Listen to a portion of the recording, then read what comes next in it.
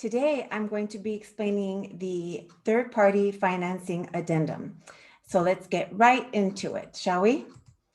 So the latest form that's been updated in the third-party financing was done in 2019.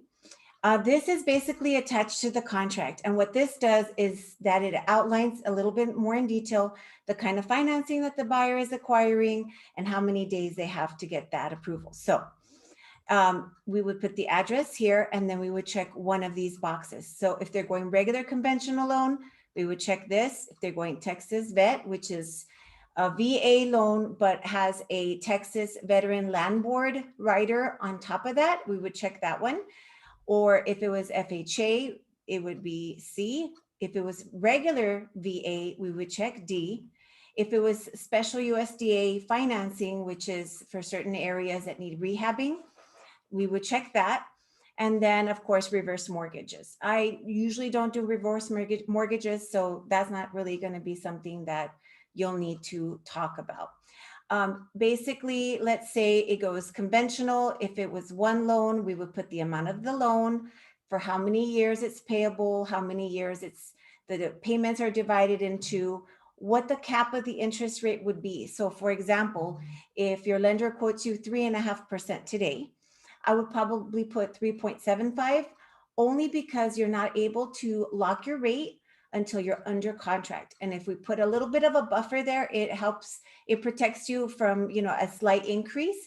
Now, if it jumps above whatever number we put in there, then the buyer is not obligated to get the loan. Okay. And then this would say what the loan origination fee would be. Okay. We don't do a second mortgage anymore. That's something that we used to do quite a bit. I'm sure they're still around, but I usually don't deal with them. The Veteran Land Board, same thing. It would be, if it was a Texas Vet loan, B and D would be checked. Okay.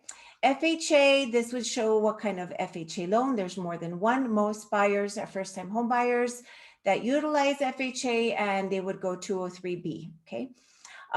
There's also a rehab version of an FHA loan, which gets much more complex. That's got a different number. And then if we skip down to approval of financing, this basically says that the lender has, if we check this, the lender would have these many days to get the buyer approved for financing. So if, let's say, we put 12 days in there, then on the 13th day after the contract is executed, if the lender comes back and says, I'm sorry, I can't give the buyer a loan, well, the buyer is at risk of losing their earnest money.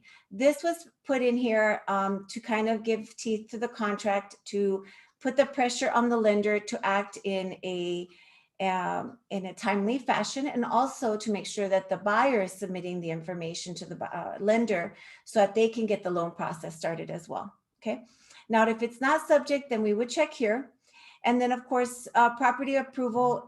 If there's something that the appraiser goes out to the property and says something has to be fixed, well, at that point we could renegotiate or terminate the contract. And then, of course, the buyer and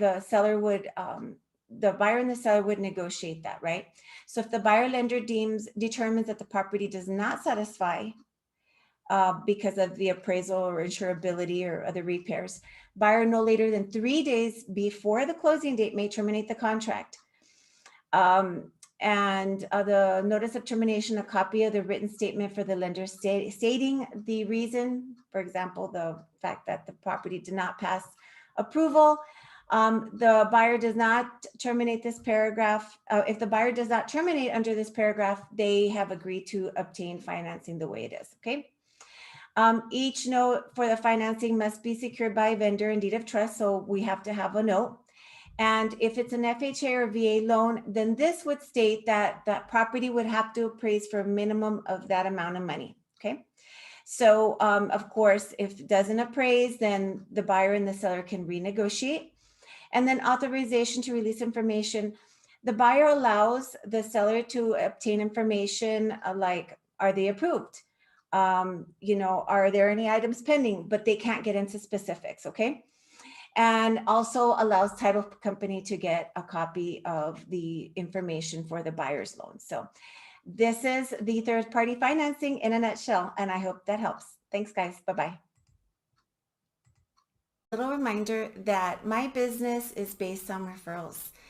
Without wonderful people such as yourself, I could not keep my business running. So if you happen to know of anybody, friend, family, coworker, neighbor that is interested in buying, selling, or investing in real estate, I would love to give them the best level of personal care. Thanks so much. Feel free to reach out, text, email, or call me. Thanks. Bye-bye.